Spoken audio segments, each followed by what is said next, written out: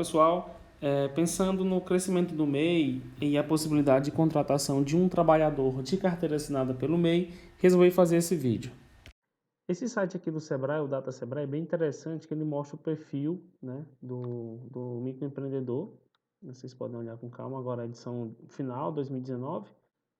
Aqui no Ceará também tem uma reportagem do Povo, ela é de abril, né, mas aí fala também dados sobre isso.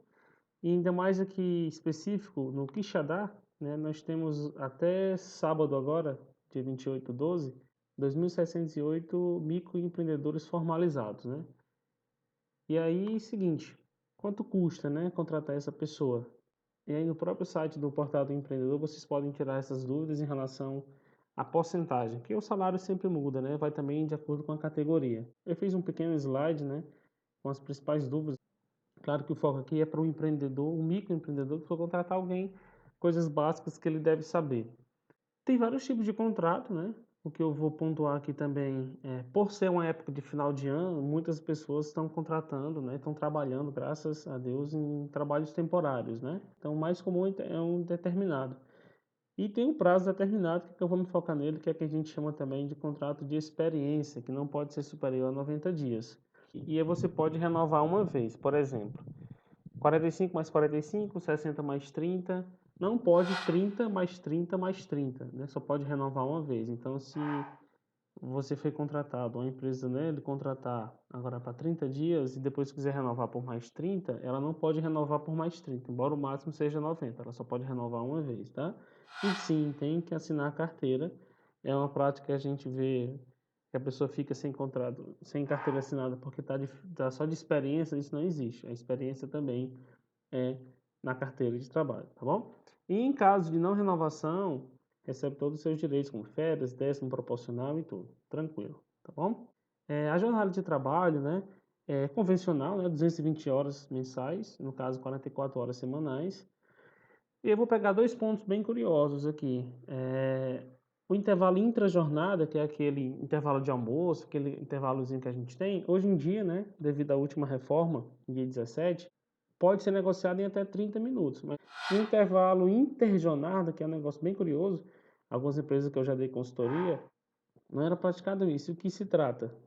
Um intervalo de 11 horas ininterruptas, né, consecutivas para descanso. Exemplo.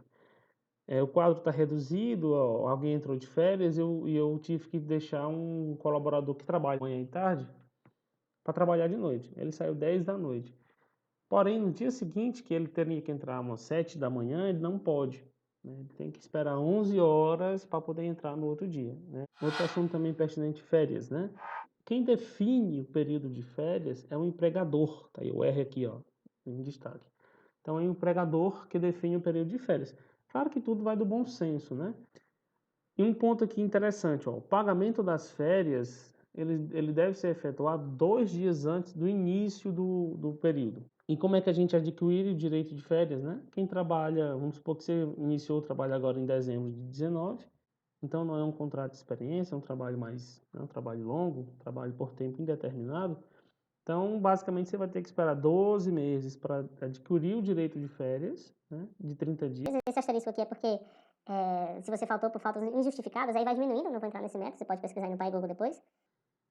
Então, 12 meses para adquirir o direito de férias e até 11 meses para realmente sair de férias. Então, não pode acumular. Outra pergunta interessante também, eu posso dividir as férias, né?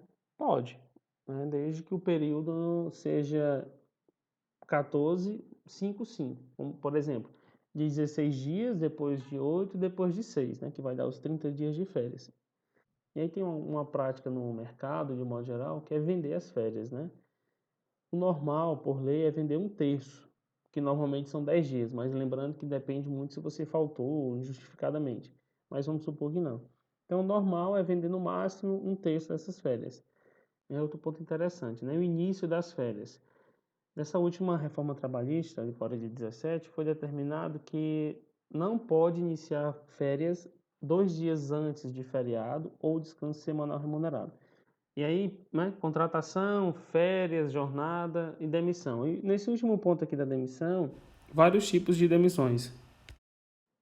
Por justa causa, sem justa causa, e esses outros aí que vocês estão vendo, né, o funcionário pedindo para sair, é o que eu vou pontuar mais nesse.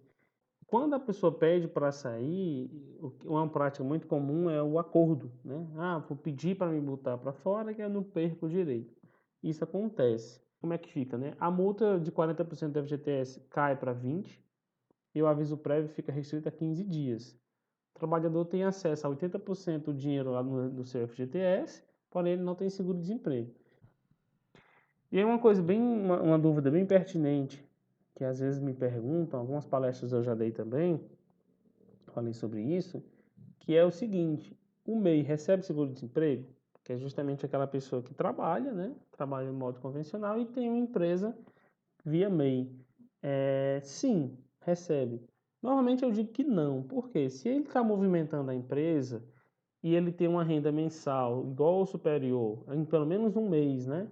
Durante o benefício que porventura ele vinha receber, então ele não vai receber o seu seguro-desemprego. Então é ter atenção, porque assim, imagine, o governo ele vai entender que você é um empresário, mas você tem uma renda extra, né? Então normalmente eu digo que não se a empresa estiver na atividade, né? Se ela estiver realmente emitindo notas, se ela estiver movimentando o MEI. Então fica essa dica aí, tá?